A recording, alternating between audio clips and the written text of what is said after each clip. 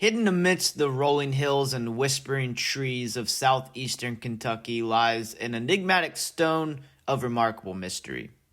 The stone is known as the Red Bird Petroglyphs, and these ancient carvings have sparked debates about their origins, their creators, and the rich histories that it may represent. In this video, I'm going to try and journey through time and space, in a sense, to unravel the secrets that could potentially be etched into this ancient sandstone. The story begins in Clay County, Kentucky, where the Red Bird River flows serenely, unassuming in its beauty yet steeped in cultural significance.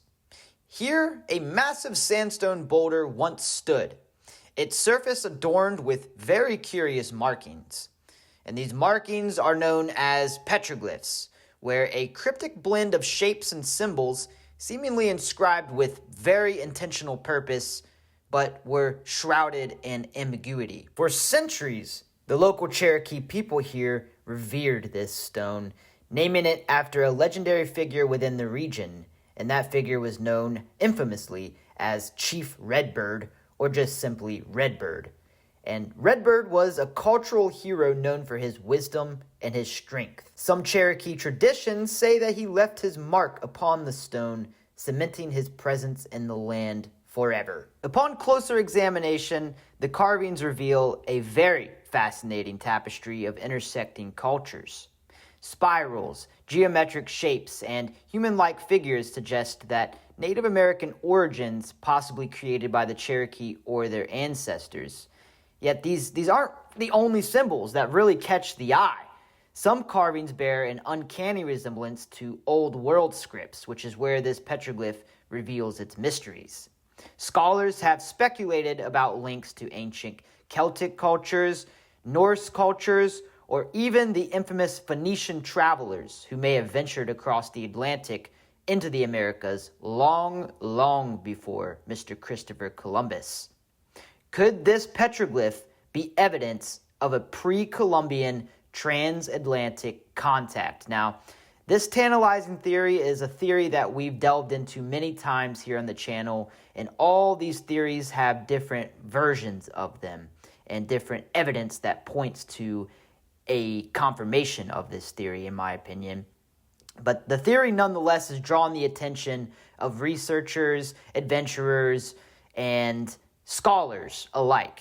And it's ignited debate over whether or not these markings on this Red Bird petroglyph represents a crossroads of human history and human culture, or if it's merely just a convergence of natural erosion and the human imagination. Like I've just stated, the markings on the Red Bird petroglyphs have sparked a maelstrom of speculation among both historians, enthusiasts, researchers, archaeologists alike. And some see the evidence of cultural imprints far older and more diverse than we commonly accept. Among the theories are the possibility of Celtic, Norse, and Phoenician origins. All of these origins could stand out as both captivating and, of course, very controversial. Now, the advocates of the Celtic theory seems to be based in the most amount of merit, at least from what I've garnered, the research that I've garnered. Now, the Celtic theory points to patterns resembling the Ogham script, and the Ogham script is an ancient Irish or Gaelic writing system. The Ogham script consists of linear marks often etched into stones, much like the carvings on the Red Bird petroglyphs here in Kentucky. Is it possible that ancient Celtic or Irish seafarers, famed for their navigational skills and daring voyages across the Atlantic, have crossed the Atlantic Ocean and have come to Kentucky and left traces of their presence? Some researchers believe that the similarities in the carvings here on the Red Bird petroglyphs might hint at a possible connection of Celtic seafarers and Native Americans here in Kentucky. Now on to the legendary Norse. The Norse, with their storied sagas of transatlantic voyages, are of course another very intriguing candidate for the Red Bird petroglyph.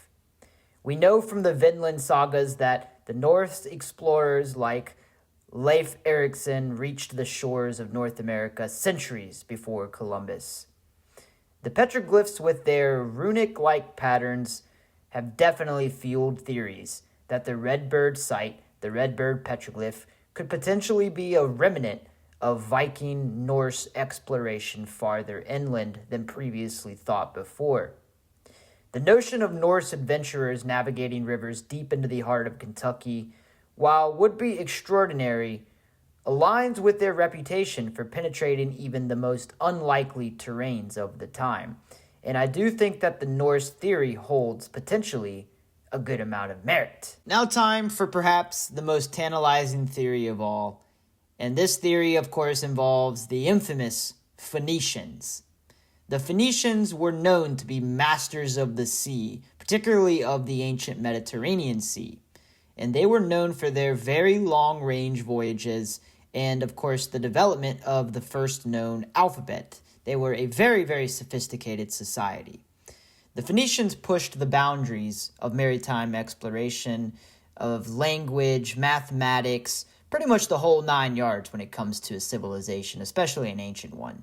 So some researchers could potentially see the similarities between these petroglyphs in Kentucky with artifacts that have already been found that include Phoenician script.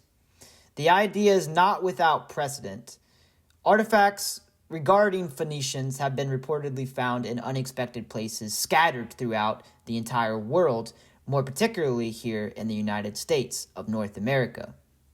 Now, these claims often remain unverified, and they're more of a folklore/myth than actual known fact. But if true, then the Red Bird petroglyphs could potentially rewrite the timeline of transatlantic contact and transoceanic contact, and it could prove that the long proposed theory of the Phoenician hypothesis, the theory that the Phoenicians reached the Americas first from the Old World, it could potentially prove that theory to be true, which would be outstanding, and it would be a crazy revelation for human history. Now, these theories often ignite the imagination, and with that, they also face significant scrutiny within the academic communities. Critics argue that such markings would be or should be coincidental, and they're only shaped by natural erosion and misinterpretation of modern people for indigenous art, prehistoric indigenous art.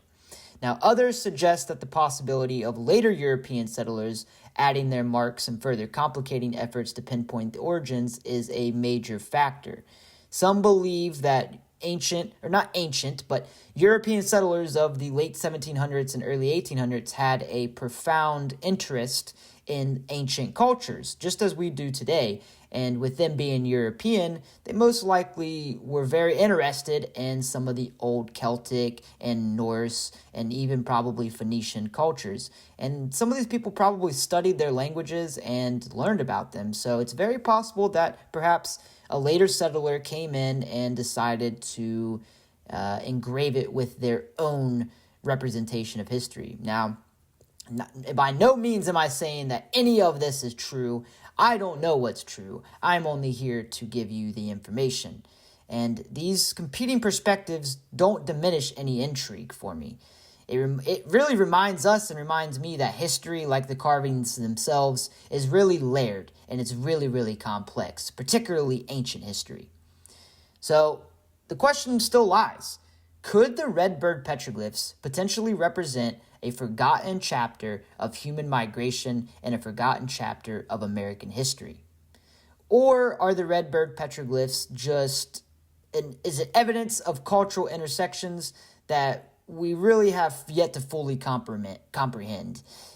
Either way, the presence of this carving and these petroglyphs challenges us to rethink the boundaries of ancient exploration and the stories that we accept as truth in history. The Red Bird petroglyphs hold more than just mere markings. They hold questions. They hold answers.